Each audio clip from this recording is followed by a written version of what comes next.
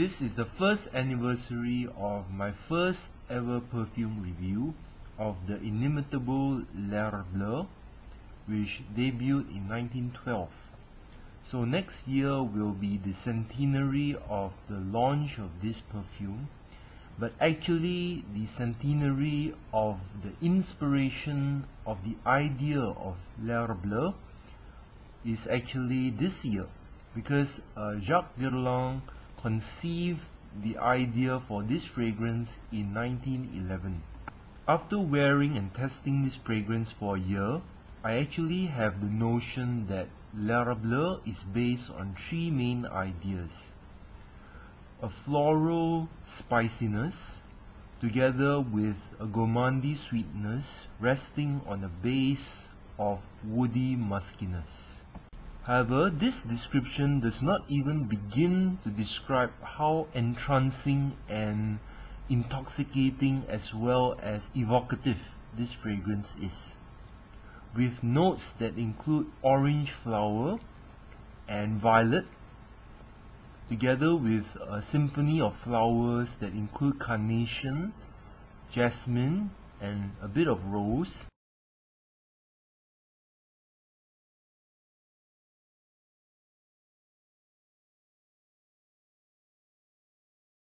With a background of spices that include tarragon and anise, and rests on a musky and animalic base. The violet note is due to alpha ionone. The anise and tarragon note is due to a molecule called anethol. And the carnation note is a symphony of molecules that includes eugenol or perhaps isoeugenol, together with phenyl ethyl ethanol and linalool and other molecules. Of course, it is a typical fragrance that illustrates the beauty of the Guerlain base, which has been used by this illustrious house for most of their fragrances, and comprises rose, jasmine, tonka bean, orris, bergamot, and rests on a background of vanilla. By now, most of you fragrance buffs will know that this scent was inspired by the hour or so that lies between dusk and the onset of nightfall, where the sky turns uniformly blue. However, it could also be used to signify the same period of time between the end of night time and the onset of dawn.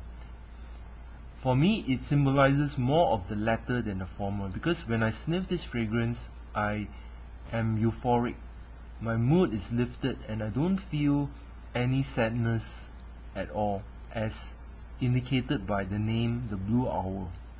So my love affair with this fragrance started when I first purchased this bottle of parfum, which is half full, the 1 ounce size, and it came with its original box.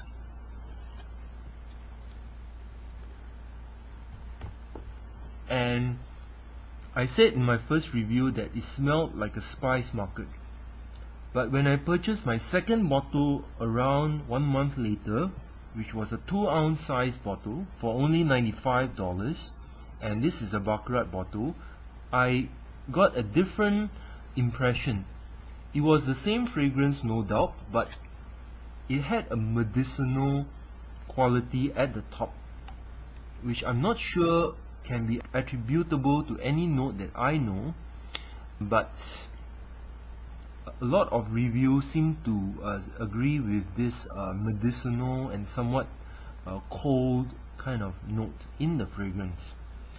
My third bottle was actually a rather rarer rosebud amphora, which I acquired a couple of weeks later for $36 off eBay, and this one has an even more distinctive dusky and musty candied character. Some reviews say that it smells like the candies in old world apothecaries, specifically almond candies. And this was the impression that I got from this particular flacon, which probably comes from the late 50s or early 60s. Next, I purchased from Germany 2 bottles. One is the 80 ml size, and this label seems to indicate that it's quite old as well, and a 1 1/4 ounce size, which seems to be filled with something that could be the eau de parfum. And from this bottle, I got the very spicy aspect of Bleue. So this juice is really spicy and candied at the same time. So every bottle seemed to have a different balance of characteristics that illustrated and emphasized different aspects of the complexity of this fragrance. And in January this year, I got yet another bottle of parfum. This is the 2/3 ounce size, and this is a deep ruby red color, and the medicinal aspect of it was very pronounced in this bottle. So the medicinal aspect overrode the candied aspect as well as the powdery aura of this fragrance. In the course of the year, I also acquired eau de cologne version. This is very light and airy compared to the mustiness and the heaviness of the parfums that I've shown you, and it is very suitable for unisex purposes, I'm sure. This is the 50 ml size.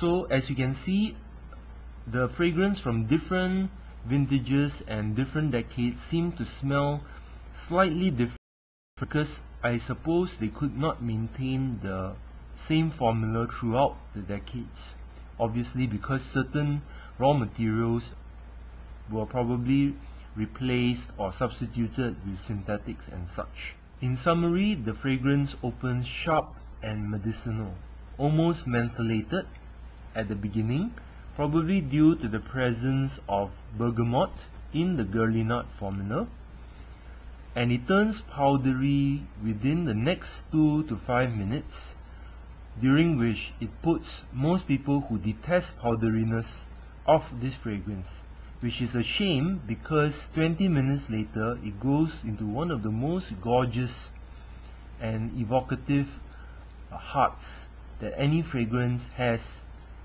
since or before. It is candied and floral at the same time, juxtaposing neroli, orange flower and violets, and it really speaks to your soul if you are listening. So it has the most wonderful heart that goes into a base of orris, so the powderiness continues, and also a bit of sandalwood, and much of the candied character remains throughout the base, which goes on for another 3 hours or more.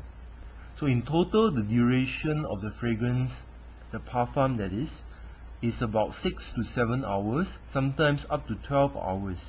And after that time, if you are sniffing closely, the base actually jumps out at you unexpectedly every 5 minutes or so, which I find unique to the house of Guerlain.